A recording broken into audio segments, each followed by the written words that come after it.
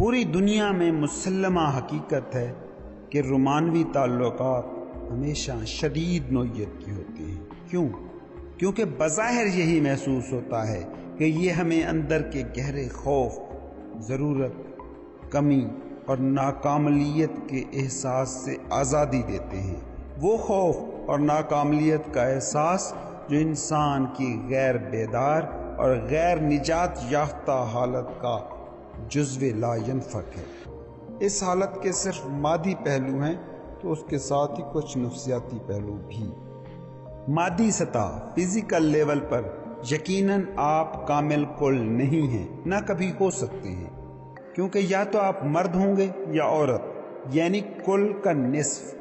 اس سطح پر کامل ہونے کی خواہش وحدت کی طرف واپسی، اپنا اظہار نر اور مادہ کی باہمی محبت کی صورت میں کرتی ہے۔ مرد کی ضرورت برائے خاتون اور خاتون کی ضرورت برائے مرد۔ انسانوں میں مخالف اور متضاد قطبیت اور متضاد انرجی سے ملن کی یہ خواہش بہت شدید ہوتی ہے۔ اس مادی خواہش کی جڑ لیکن روحانی ہے، سنویت کے خاتمے کی خواہش، کل کی حالت میں واپسی کا جذبہ۔ جنسی ملاپ مادی سطح پر وہ قریب ترین مقام ہے جب آپ اس حالت کل کے قریب ترین ہوتے ہیں۔ اسی لیے مادی دنیا میں یہ سب سے گہرا ترین اطمینان بخش تجربہ ہوتا ہے، مگر یہ جنسی تجربہ کل کی حالت کی ایک سرسری سی جھلک ہے، ایک وقتی سی سرخوشی۔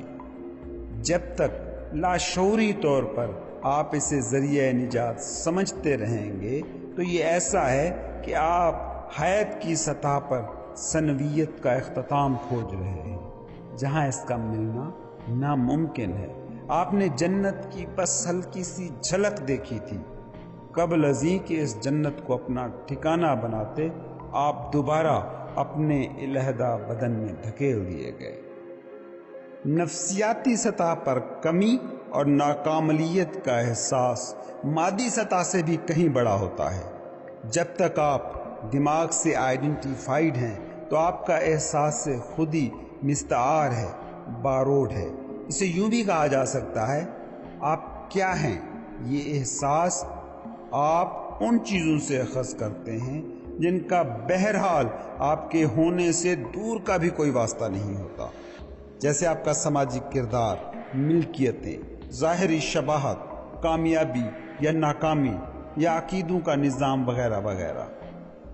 یہ جھوٹا ذہن تراشیدہ سیلف، جسے انا کہتے ہیں، ہمیشہ خود کو غیر محفوظ، فنا کے خطرے سے دوچار محسوس کرتا ہے اور ہمیشہ نئی چیزوں کو کھوجتا رہتا ہے کہ جن کے ساتھ خود کو نتھی کر کے اپنے موجود ہونے کو محسوس کرتا رہے۔ مگر آپ کچھ بھی کر لیں، کوئی بھی چیز کبھی اتنی کافی نہیں ہوتی کہ اس کی تکمیل کا سامان کر سکے، اس کا خوف دور کر سکے۔ اس کا خوف قائم رہتا ہے، اس میں کمی اور حاجت مندی کا احساس باقی رہتا ہے۔ اس کے بعد آتا ہے خصوصی تعلق، لو افیئر۔ کم سے کم شروع میں ایسے لگتا ہے کہ جیسے انا کو اس کے سارے سوالوں کے جواب مل گئے، اس کی ساری ضرورتیں پوری ہو گئیں۔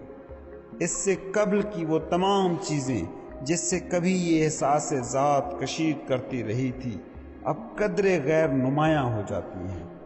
اب آپ کے پاس واحد مرکزی نقطہ رہ جاتا ہے جو ان تمام شناختوں کی جگہ لے لیتا ہے، آپ کی زندگی کو معنی دیتا ہے اور جس سے آپ اپنی شناخت کو متعین کرتے ہیں، یعنی اس شخص سے جس سے آپ کو محبت ہوتی ہے۔ اب آپ اس نامہربان کائنات میں علیحدہ سا ایک ذرہ نہیں ہیں، یا کم سے کم ایسا محسوس کرتے ہیں۔ اب آپ کی دنیا کا ایک مرکزہ ہے، وہ جس سے آپ کو محبت ہے۔ مگر حقیقت یہ ہے کہ آپ کی دنیا کا یہ مرکزہ اب بھی آپ سے باہر ہے، اور اس لیے آپ کا احساس ذات اب بھی مستعار ہے۔ اس بات کی طرف شروع میں آپ کی توجہ نہیں جاتی۔ جو بات اہم ہے کہ آپ کے اندرون میں موجود نامکمل ہونے کا احساس، خوف، کمی اور نا بھرپور ہونے کا احساس کہ جو انا کی حالت ہے اب رہی کہ نہیں رہی۔ کیا یہ احساس تحلیل ہو گئے یا بظاہر مسرت آمیز حقیقت کی تہہ میں ابھی تک موجود ہیں؟ اگر آپ اپنے تعلقات میں محبت اور محبت کا متضاد یعنی حملہ، جذباتی تشدد دونوں کا تجربہ کرتے ہیں تو اس کا مطلب یہ ہے کہ آپ انا کی اٹیچمنٹ اور محبت کے ساتھ عادتی چمٹاؤ کو کنفیوز کر رہے ہیں۔ ایسا نہیں ہو سکتا کہ اپنے ساتھی کے ساتھ ایک لمحے میں آپ محبت کے عالم میں ہوں اور اگلے لمحے میں اس پر حملہ آور۔ حقیقی محبت میں متضادیت، اپوزیشن نہیں ہوتی۔ اگر آپ کی محبت میں متضاد موجود ہے تو یہ محبت نہیں ہے، بلکہ انا کی مکمل اور گہرے احساس ذات کی شدید ضرورت ہے، وہ ضرورت کہ سامنے والا جسے عارضی طور پر پورا کر دیتا ہے۔ یہ انا کا جھوٹ ہے جسے وہ نجات کے متبادل کے طور پر پیش کرتی ہے اور جو تھوڑی سی مدت کے لیے ایسا محسوس کراتا ہے جیسے آپ کو نجات مل گئی، اور پھر وہ وقت آتا ہے کہ جب آپ کا پارٹنر اس طریقے سے پیش آتا ہے جو آپ کی ضرورت کی تشفی کرنے میں ناکام رہتا ہے، یا یوں کہہ لیں کہ آپ کی انا کی توقعات پر پورا نہیں اترتا، اور پھر خوف، دکھ اور کمی کہ جو انائی شعور کا فطری حصہ ہیں اور جو محبت کے رشتے میں کچھ دیر کے لیے چھپ گئے تھے، دوبارہ سطح پر آ جاتے ہیں۔ ایڈکٹیو ریلیشن سے انلائٹنڈ رشتوں تک۔ کیا ہم ان